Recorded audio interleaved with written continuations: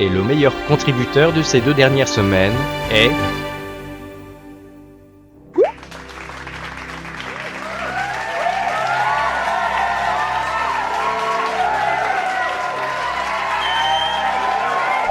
Bouh. Ouais, je sais, vous avez eu très peur. Aujourd'hui, on se retrouve pour une vidéo spéciale Halloween que vous avez choisie. Alors en effet, j'avais lancé un vote sur Twitter et sur Facebook en vous demandant quel film vous aimeriez voir sur la chaîne pour fêter Halloween, et vous avez voté pour ça. Et oui, des fois je vous demande votre avis. Du coup, si à l'avenir vous voulez participer au sondage, eh ben je vous invite à me rejoindre sur Twitter et sur Facebook, comme ça au moins c'est réglé. Allez, c'est parti pour la vidéo.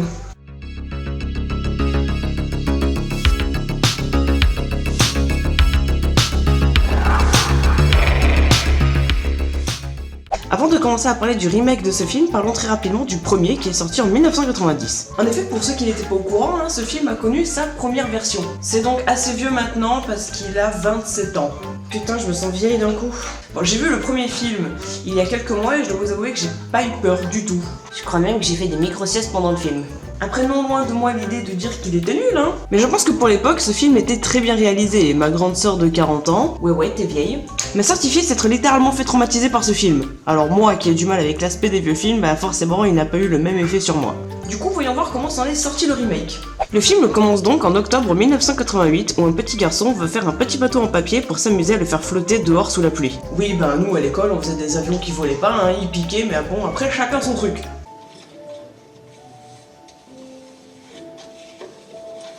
Et voilà, votre frégate. Ouais, t'aurais pu attendre que ça cesse pour me le donner, t'abuses. Merci, Billy. Voilà, mets-le bien sur ton dos, crevard.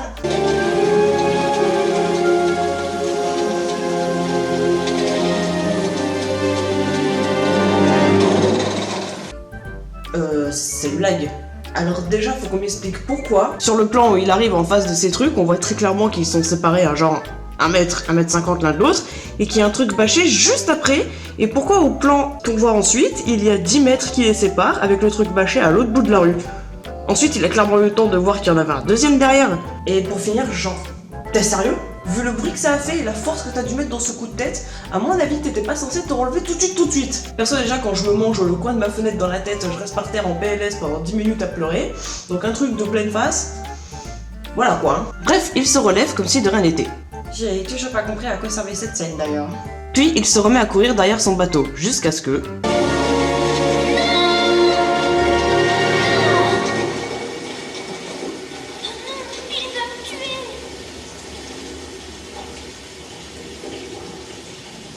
Non mais c'est moi qui ai un problème ou... Pourquoi tu restes pendant 30 ans devant ton caniveau? Genre tu crois que ton bateau il va remonter? Non mais je sais pas, si t'avais une réaction intense un peu normale. Déjà si tu devais regarder, tu regarderais genre 10 secondes. Et ensuite tu ferais... Bon tant pis Mon frère m'en refera un autre. Mais tu resterais pas là comme un débile à attendre quoi. Il est joli ton bateau. Tu veux le récupérer? Oui, s'il vous plaît. Mec, on est à 6 minutes du film, et ça fait déjà 3 fois que je trouve le comportement du gamin trop bizarre. Alors, mettez-vous à sa place 2 secondes. Déjà, si vous regardez dans un caniveau et qu'il y a des yeux qui apparaissent, je pense que plus de la moitié d'entre vous partent en courant. Moi compris. Ensuite, pourquoi tu lui tapes la discute? Gros, c'est un putain de clown flippant dans les égouts. Y'a que moi que ça choque? On va demander l'avis à une experte, Allô? Je voulais savoir un truc. Oui, dis-moi tout. Si jamais tu regardais dans un caniveau et que d'un seul coup il y a un clown qui apparaissait dedans, tu lui taperais la discute? Non, sauf si peut-être une droite parce que pour un plan, je sais pas, c'est bon. C'est vraiment une heure toujours. C'est bien ce qui me semblait.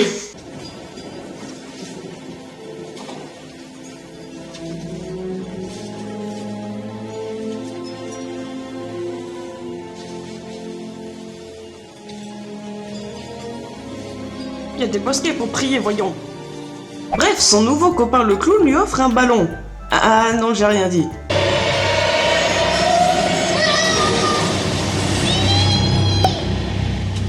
J'avais prévenu qu'il était chelou ce clown. On se retrouve alors quasiment 1 an plus tard et ils sont sur le point d'entamer leurs vacances d'été. Je commence à m'entraîner.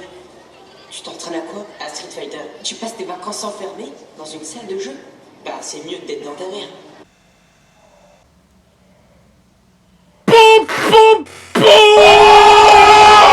Et chacun des enfants que l'on a vus plus tôt va alors se voir vivre des phénomènes plutôt étranges. Token va voir des mains sortir d'un bâtiment en feu avant d'apercevoir le clown. Kyle va être témoin d'un cadre qui tombe tout seul et de la peinture qui disparaît avant de la voir apparaître derrière lui. Pendant ce temps-là, Cartman est à la bibliothèque et va alors y voir un ballon qui se déplace tout seul jusqu'à ce que le clown se mette à le courser. Bonne grosse ambiance quoi. Et du coup, ils décident tous de partir fouiller les égouts à la recherche du petit enfant qui a disparu au début du film. Oui, parce que son grand frère est persuadé qu'il est encore vivant et qu'il s'est juste fait emporter par l'eau jusque dans les égouts. Sauf qu'en commençant à fouiller, à peine à l'entrée, il tombe sur une des chaussures d'une autre enfant qui a elle aussi disparu. Tu crois que Betty, elle s'éclate à se balader dans des tunnels immondes avec une seule connasse? Finalement, il rebrousse chemin et alors que pendant plus de 20 minutes, il ne se passera plus rien d'intéressant dans le film, voilà que c'est au tour de Stan de subir des choses cheloues, comme une porte d'une maison abandonnée qui s'ouvre toute seule avec une voix creepy à l'intérieur qui l'appelle, avant qu'un zombie n'apparaisse de nulle part pour commencer à le courser lui aussi. Attends, tu t'es pas trompé de script là? C'est pas The Walking Dead ça? Bah non. Ah bah tu vois qu'on s'est pas trompé, il est là. Après, c'est au tour de la seule fille du groupe de vivre ce genre de choses. Elle entend alors des voix l'appeler de son évier dans sa salle de bain, et d'un seul coup, des cheveux vont y sortir pour la gripper. Mais ils font quoi là? Ils croient qu'ils peuvent l'attirer et la faire passer par le trou de l'évier?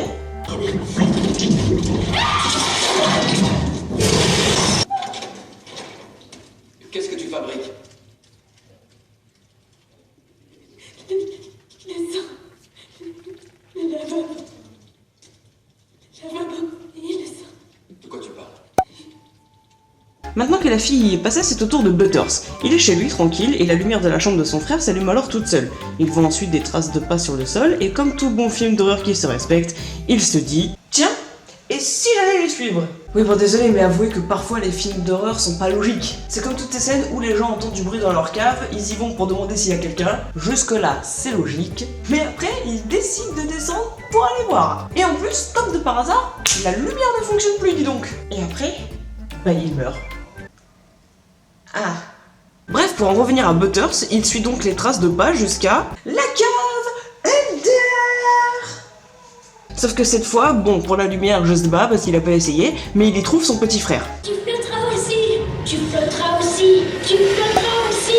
Tu flotteras aussi. Le lendemain matin, la fille du groupe invite ses copains à venir à la maison pour leur montrer la salle de bain. Et oh miracle, ils voient le sang. Alors soit les gamins qui se font emmerder par le clown peuvent voir le sang, soit seuls les gamins tout court peuvent le voir. Après qu'ils se soient amusés à tout nettoyer, chacun raconte un peu ce qu'il a vécu ces derniers temps. Et tout le monde se rend compte que dans leur histoire, il y a toujours un point commun, le clown. Nous sommes très exactement là à 1h10 de film, et du coup j'ai envie de dire, il était temps. Suite à ça, ils vont mettre en commun toutes les connaissances qu'ils ont, tous les événements qui se sont passés, pour se rendre compte et venir à la conclusion que ce genre d'événement arrive dans leur ville toutes les 27 ans. Puis ils conclurent tout naturellement que le clown est sorti pour venir bouffer des enfants. Voilà. Parce qu'il n'existait pas. Rien de tout ça existe. Et Eddie est son lépreux. Ou Bill qui voit Georgie. Ou la femme qui me poursuit. Elle est canon.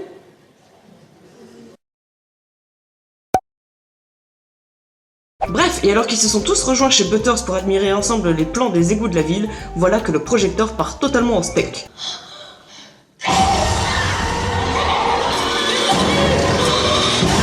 Allez, on y va. Il a peur de rien lui, hein. Il y a un gros clown géant qui vient de sortir de son mur en mode The Ring et le mec il veut y aller. Grosse paire de boules, ça moi perso je déménage. Sauf que évidemment ses amis ne veulent pas y aller, ils ont trop peur, et mon dieu que je les comprends. Alors il va se mettre à faire un petit discours pour les motiver. Alors entrez dans cette maison. Pour moi, c'est plus facile que de rentrer chez moi. Alors finalement, moi j'appelle pas ça un discours, j'appelle ça un ordre, et ensuite moi je l'ai pris comme ça. Alors entrez dans cette maison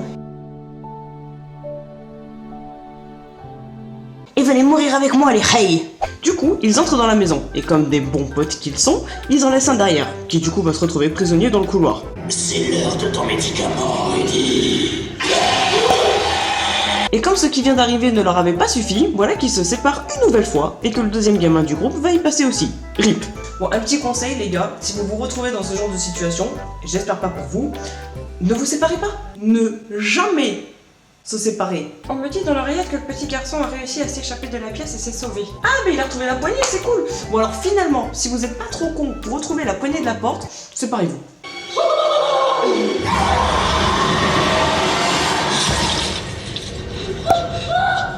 Pourquoi c'est toujours les filles qui ont le plus de couilles. Bon, comme vous vous en serez douté, il n'a rien senti, hein, même pas mal, et il continue à les poursuivre avec sa barre de fer dans l'œil.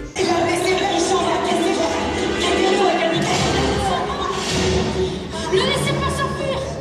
Allô Laissez-le s'enfuir et profitez-en pour faire pareil. Voilà, ça c'est bien. J'ai vu le puits. On sait où il est et quand on y retournera, on sera mieux préparé. Non! On n'y retournera jamais!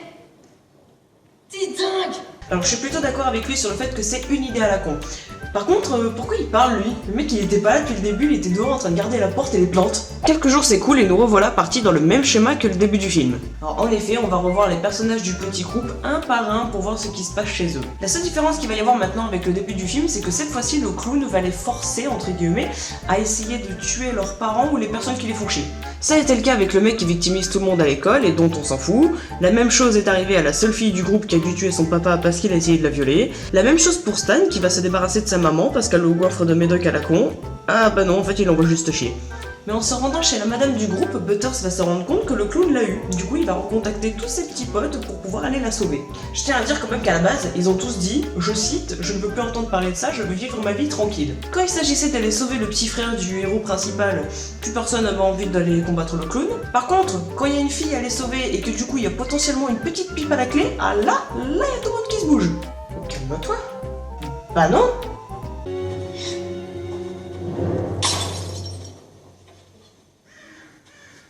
Vas-y wesh, comment c'est trop une racaille, il a cassé la taille-boue. Vas-y wesh, comment c'est trop un rebelle, il a cassé la taille-boue puis après il l'a jeté. Trop fort. C'est alors qu'armés de leur barre de fer, ils descendent dans le puits pour aller chercher leur copine.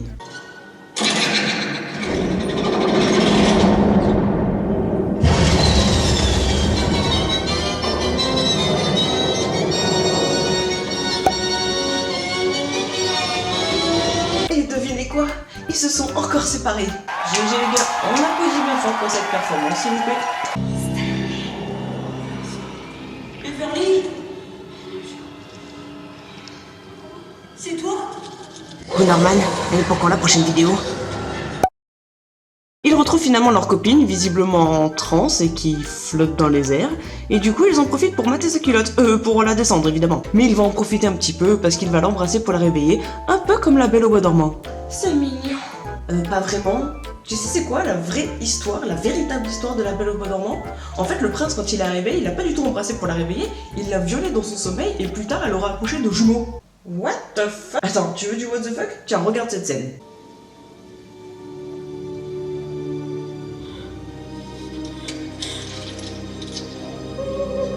Mais t'es pas Georgie.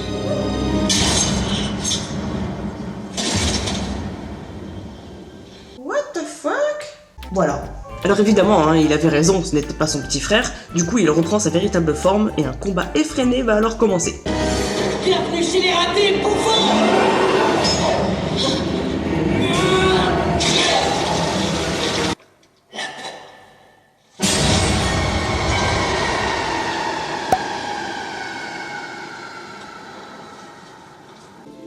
Regardez. Les enfants descendent.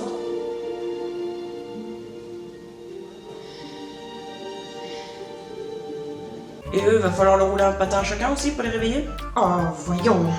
De toute façon, à ce que j'ai compris, il va sûrement y avoir une suite, sûrement que les enfants qu'on vient de voir dans le film vont grandir, ils vont revenir plus tard en tant qu'adultes pour casser la gueule une bonne fois pour toutes à ça. Je ne sais pas ce que vous avez pensé de ce film, après c'est sûr, il est beaucoup mieux que la première version, y a pas à chier. Bon après moi j'étais pas vraiment en condition pour regarder un film d'horreur, hein. Normalement quand tu regardes un film d'horreur, t'es dans le noir, sous ta couette, tout ça. Moi j'étais sur mon bureau, lumière allumée, à moitié concentré sur mon ordinateur pour écrire ce qui se passait à l'écran, donc Mais j'ai même pas eu peur, j'ai même pas stressé. Des jumpscares, oui j'en ai eu, parce que à la fin ils se sont amusés à en mettre, hein, parce que comme c'était plat, fallait mettre des... Voilà, forcément les jumpscares t'as peur, mais ça s'arrête là quoi. Comme d'habitude, si cette vidéo vous a plu, n'hésitez pas à mettre un petit pouce en l'air avec le petit partage qui va bien avec.